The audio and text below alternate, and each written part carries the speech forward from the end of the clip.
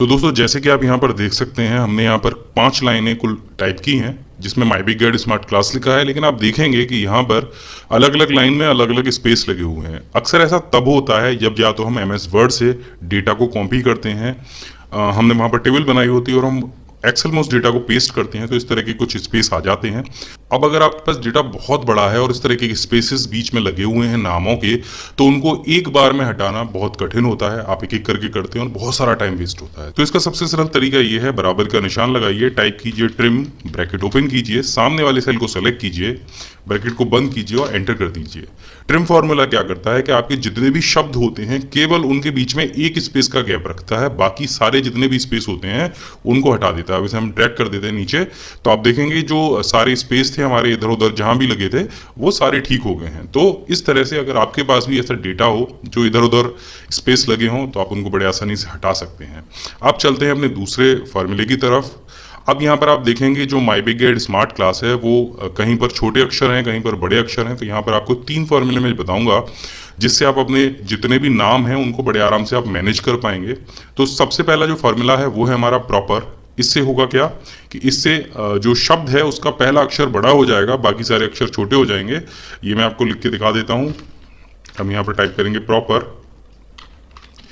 तो हम यहाँ पर लगाएंगे बराबर का निशान, टाइप करेंगे प्रॉपर।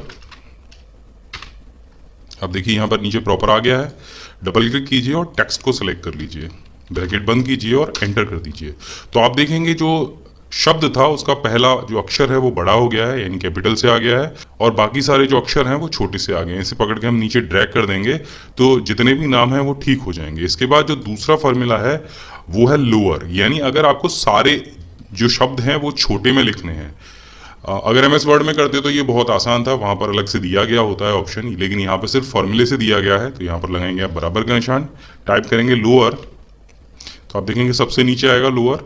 इसको डबल क्लिक करेंगे, टेक्स्ट को सिलेक्ट करेंगे, ब्रैकेट को बंद करेंगे और एंटर कर देंगे। तो आप देखेंगे जितने भी शब्द छोटे बड़े से दिए गए थे वो सारे लोअर फॉर्म में आ गए हैं यहाँ पर, और सभी छोटे से लिख गए हैं। अब बात करते हैं तीसरे फॉर्मूले की। अगर ये सारे जो अक्षर हैं ये आपको कैपिटल लिखने होते तब आप क्या करते? तो इसके लिए जो फॉर्मूला होता है वो होता है अपर।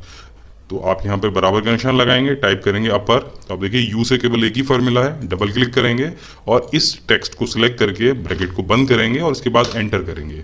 तो आप देखेंगे जितने भी लेटर छोटे बड़े से थे वो सारे बड़े हो गए हैं। तो ये जो 3 फॉर्मूले हैं ये आपके बहुत काम आ सकते हैं। अगर आपको नाम या ऐसी सारी चीज़ें जो छोटे बड़े से लिखनी होती हैं वो आप इससे कर सकते हैं। अब बढ़ते हैं अपने चौथे फॉर्मूले की तरफ। अब आप यहाँ पर देख रहे हैं हमने स्टूडेंट की मार्कशीट बनाई थी, लेकिन इसमें से जो कुछ स्टूडेंट थे वो एब्सेंट थे, तो उनके नंबर वहां पर नहीं दिए गए हैं। लेकिन यहाँ पर आप देखेंगे जो सेल हैं वो ब्लैंक हैं। अब या तो आप इसमें 0 लगाएंगे या डैश लगाएंगे, एक एक करके करेंगे तो ये काम बहुत कठिन होगा, इसलिए इसको एक साथ करना बहुत जरूरी है। तो इसके लिए आप ये सारे जो सेल हैं इनको सेलेक्ट कर लेंगे। इसके बाद यहाँ पर आप जाएंगे फाइंड और रिप्लेस पर, और यहाँ पर आपको गो टू स्पेशल का ऑप्शन दिखाई देगा। आप सीधे सीधे जाने के लिए कंट्रोल जी को प्रेस कर सकते हैं। कंट्रोल जी अगर आप प्रेस करेंगे तो भी ये गो टू की जो विंडो है वो ओपन हो जाएगी, और यहाँ पर आपको स्पेशल का जो बटन है वो दिखाई देगा, इस पर क्लिक कर दीजिए। अब यहाँ पर आपको ये सारे ऑप्शन दिखाई देंगे कि गो टू स्पेशल में हमें करना क्या है। सिंपल यहाँ पर ब्लैंक्स पर क्लिक कीजिए और ओके कर दीजिए। अब होगा क्या कि जो भी आपके ब्लैंक सेल होंगे वो सारे सेलेक्ट हो जाएंगे। अब आपको करना क्या है, आपको जो भी इसमें टाइप करना है वो आप यहाँ पर टाइप कर दीजिए। तो मैं यहाँ पर डैश लगा देता हूँ और इसके बाद सिंपल कंट्रोल के साथ एंटर प्रेस करना है। तो एक बार में ही जितने आपके सिलेक्टेड सेल होंगे, जो एक्टिव सेल होंगे, उनमें वो जो डैश है या 0 है, मैं 0 भी लगा के दिखा देता हूँ और कंट्रोल एंटर प्रेस करता हूँ तो वो 0 भी वहां पर आ जाएगा। तो इस फॉर्मूले का इस्तेमाल आप कर सकते हैं अपने ब्लैंक सेल को फिल करने के लिए। अगर एक एक करके करेंगे तो बहुत टाइम लगेगा। अब आगे बढ़ते हैं। अब आपने ये मार्कशीट तैयार कर ली, लेकिन आपके बॉस या आपके प्रिंसिपल ये चाहते हैं कि भाई नाम ऊपर लेके आओ और ये जो आपके सब्जेक्ट्स हैं ये साइड में होने चाहिए, यानी नाम जो है वो कॉलम में आने चाहिए और जो सब्जेक्ट्स हैं वो रॉ में होने चाहिए। अब ये बहुत कंफ्यूजिंग काम होता है, बहुत सारे लोगों के पास ऐसी चीज़ें आती होंगी। तो इसके लिए सिंपल करना ये है, आपको यहाँ से ये जो पूरी टेबल है ये सेलेक्ट करनी है, कॉपी करनी है, 1 सेकेंड में हो जाएगा, ये ज़्यादा टेंशन लेने की ज़रूरत नहीं है।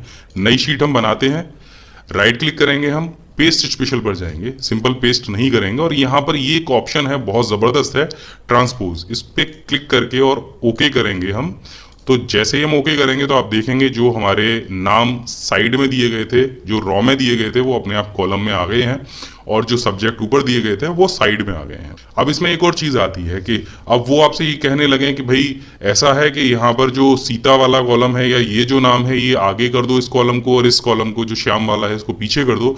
ऐसा भी होता होगा कभी कभी, यानी इनको आपस में कॉलम को शिफ्ट करना है। तो कैसे आप करेंगे इनको? तो आप आमतौर पर जो करते होंगे वो इस तरह से करते होंगे, पूरा कॉलम सेलेक्ट किया, कॉपी किया और इसके बाद में यहाँ पर दूसरा कॉलम सेलेक्ट किया, वहां पर जाके इंसर्ट कॉपीड सेल ऐसा कुछ करके किया, तब ये होता होगा। लेकिन फिर भी आप देखेंगे यहाँ पर जो रवि वाला कॉलम है वो है और ये यहाँ पर भी पेस्ट हो गया है, तो आप इसको फिर दोबारा से यहाँ से डिलीट करेंगे तो ये एक बहुत लेंदी काम है। तो इसका सबसे सरल तरीका ये है, जिस भी कॉलम को मूव कराना है या शिफ्ट कराना है उसको सेलेक्ट कर लीजिए। अब रवि को हम सबसे आगे ले जाएंगे, तो हमने ये सेलेक्ट कर लिया। उसके बाद कीबोर्ड से शिफ्ट को प्रेस कीजिए और ये जो कॉर्नर वाली लाइन है यहाँ पर चले जाइए। तो आप देखेंगे आपका जो माउस का कर्सर है उस पर 4 एरो वाला एक कर्सर आ जाएगा। इसको दबा लीजिए यहाँ से पकड़ के और जहां भी खिसका के ले जाना है वहां खिसका के ले जाइए। आप गौर करेंगे कि एक ब्लैक डैश वाली लाइन आपके साथ में चलेगी। अब जहां भी आपको छोड़ना है बस क्लिक करके छोड़ दीजिए और ये जो सेल है वो शिफ्ट हो जाएगा आसानी से। अब इसमें एक और चीज आती है कि इतना सब करने के बाद अगर आपसे ये कहा जाए कि भाई ये जो नाम है, ये जो कॉलम है, इनको शॉर्ट करा दो, अल्फाबेटिकली शॉर्ट करा दो, तो कैसे कराएंगे आप? भाई आपने अभी तक जो रॉ हैं वो शॉर्ट कराई हैं, कॉलम अभी तक हमने कहीं भी शॉर्ट नहीं कराए हैं, और अगर ढेर सारे कॉलम हो तो उनको शॉर्ट कराना बड़ा ही कठिन काम है। तो यहां पर मैं आपको तरीका बताने वाला हूं कि आप आराम से कैसे कॉलम को शॉर्ट करा सकते हैं। जैसे आप रॉ शॉर्ट कराते थे, यानी ये जो लाइन है अगर इसको शॉर्ट कराएंगे तो बहुत आसान है, लेकिन इसको अगर हम अल्फाबेटिकली शॉर्ट कराएंगे तो ये बहुत कठिन होगी। तो इसको भी आप सेलेक्ट कर लीजिए। अब यहाँ पर हम अल्फाबेटिकल नाम लिखने वाले हैं और चले जाइए शॉर्ट में। यहाँ पर आपको कस्टम शॉर्ट का ऑप्शन दिखाई देगा, इसे क्लिक कर दीजिए। अब देखिए यहाँ पर जब आप क्लिक करेंगे तो हमें सिर्फ कॉलम का ऑप्शन मिलता है, यहाँ पर रॉ का ऑप्शन नहीं मिलता है। रॉ का ऑप्शन हमें लाना होगा। वो कहाँ से मिलेगा? और वो मिलेगा हमें यहाँ ऑप्शन के बटन पर जाकर। इस पर क्लिक कर दीजिए तो आप देखेंगे यहाँ पे ओरिएंटेशन लिखा हुआ है, उसमें 2 ऑप्शन है, शॉर्ट टॉप टू बॉटम और शॉर्ट लेफ्ट टू राइट। अब हमें लेफ्ट टू राइट शॉर्ट कराना है तो इस पर टिक लगाएंगे और ओके कर देंगे। आप जैसे ही ओके करेंगे यहाँ पर रॉ आ जाएगा और यहाँ पर आपको सारे रॉ मिल जाएंगी, रॉ 1 2 3 4 5 6। क्योंकि डेटा हमारा जो नाम है वो पहली वाली रॉ में है तो उसे हम सेलेक्ट करेंगे और यहाँ पर आपको ऑर्डर में A to Z सेलेक्ट करना है, क्योंकि हमें अल्फाबेटिकल लगाने का, Z to A लगाना होता तो इसे सेलेक्ट करते। तो ये है ये सेलेक्ट। इसे जैसे आप ओके करेंगे तो आप देखेंगे आपके जो सारे नाम हैं वो अल्फाबेटिकली सेट हो जाएंगे। A नाम वाले अक्षर जो है पहले आएंगे और Z वाले बाद में आएंगे। तो इस तरह से आप अपने अव्यवस्थित डेटा को कुछ ही सेकेंड्स में व्यवस्थित कर सकते हैं।